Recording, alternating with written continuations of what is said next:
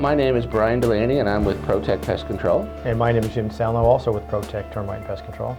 We are two of the entomologists here at the firm. It's located in Springfield, Virginia. And we're also two of the founders of Protect Pest Control many years ago. Today we're going to talk about ants that homeowners might encounter in the spring and what you can do to identify them and also take care of the problem. The first one that we see, generally in late winter, is the black Appalachian carpenter ant. It's a very, very large ant. They do not eat wood, even though they're called carpenter ants. They damage wood by nesting it and creating colonies. And oftentimes these colonies are in structures themselves, generally on the outside perimeter of the shell of the house, but sometimes in interior areas.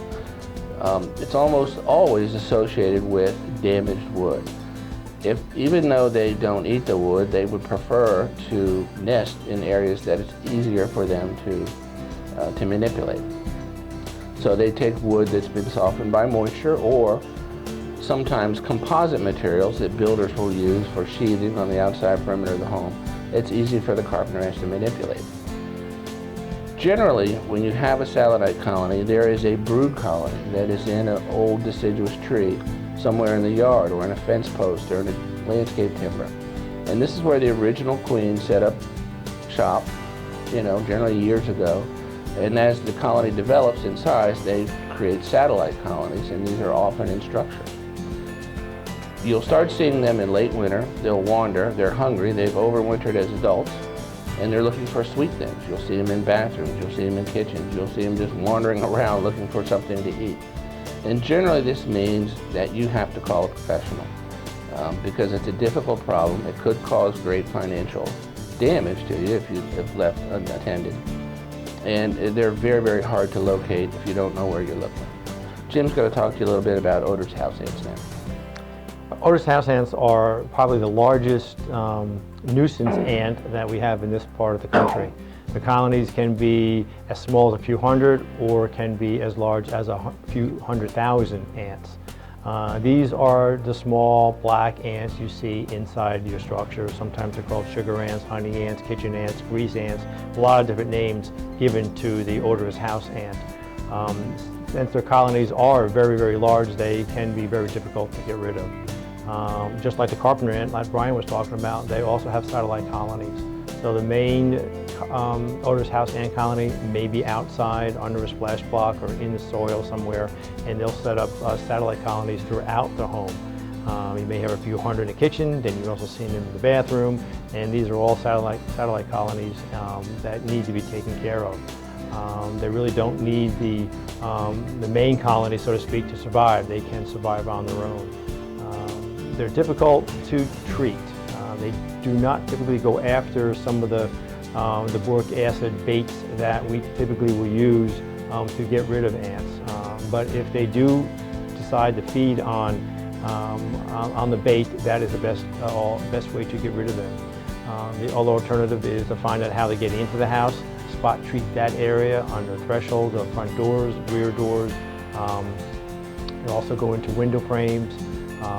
And areas like that of high moisture areas is where the typical ant will find. But there's other ways to treat them as well. You can treat them by putting granules around the outside of a structure, raking into the soil. You can also use aerosols and dust in areas where they're getting in. Cracks and crevices around the foundation will also be a good entry point for them. Odorous house ants also will nest in very small places like flower pots. You have flower pots out on your patio all spring and summer. You want to bring those same flower pots back in the wintertime. You bring the flowers right back in the house again, and all of a sudden you're bringing in a small colony of odorous house ants that will take up larger areas in the house once they get started. And as Brian alluded to with the carpenter ant, the heat of the house will keep them thriving all winter long, and you just make it more difficult to find them and to get rid of them. So we've only talked about two ants here today, the black Appalachian carpenter ant and the odorous house ant. But there are many different types of infestations that structures encounter here in Northern Virginia. If you're unsure, we always say don't smash it and save it. Somehow try to capture it live if possible in a prescription bottle, a small container, even a plastic bag so that we can identify it. It's very hard to identify a bug that's been smashed or dismantled or in any way mangled. Once we can identify it, then we can prescribe the correct treatment. There are so many different types of ants, and they have so many different types of behaviors.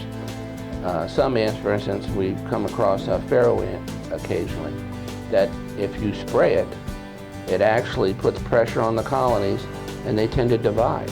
So unknowingly, you might have one colony and make it into 4 or 6 or 10 because the colony feels pressure and this is one of their defense mechanisms. Other ants travel inside to outside, and we can avoid structural inside the house treatments by treating the outside, and we know that given time, maybe 7 to 10 days, we'll get all the infestation without having to apply anything where plants and animals and people might have exposure on the inside of the structure. Safer is always better. So it's good to save an ant, let it be identified by one of our entomologists, and then we can prescribe the correct treatment, or even tell you if you want to do it. We don't charge to take a look at your specimens and identify them for you. Jim's going to talk to you a little bit about what our treatment plans are, AllGuard and SpectraGuard. Basically, we have two services. The AllGuard pest plan covers all different types of pests, including ants. It will include silverfish, roaches, crickets, all the different type of normal household type of insects, including rodents on the exterior of the home. And we come out, Protect comes out and services the home every other month.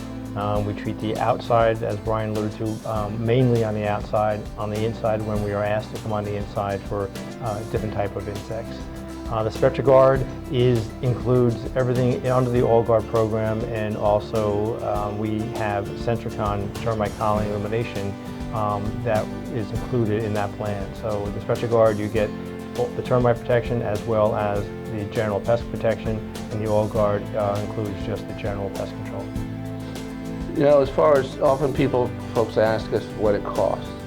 Generally, the initial on an AllGuard is about $200. It's going to vary according to the pest and the degree of infestation. And then following the next month and every other month thereafter, it's about $75, and that'll maintain you for all the normal crawling pests and the normal rodents that you might encounter. The SpectraGuard, since we have the wood destroying insect component, which is treatment for carpenter ants and for subterranean termites, is a little bit more to start because there has to be a system of bait stations installed, and there's electronics involved and what have you, and put you into the system. And that has to be maintained as well. One of the things about the Sentricon termite colony system is that it's so much safer for the environment, so much safer for your family, but it has to be maintained because since the toxin that we use to kill the termites doesn't have any mammalian toxicity, it has to be replaced and replenished and checked often.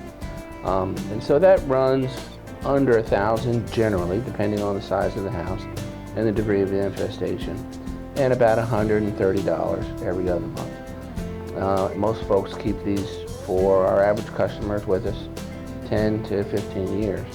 And so these are good, solid maintenance plans for the homeowner. Please give us a call. If you have any questions at all, again, we'll stop out at no charge at all to take a look at what you have and give you advice. And if you want to handle this yourself, go ahead.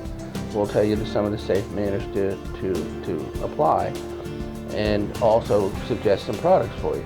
If you want us to do it, we're happy to do that as well.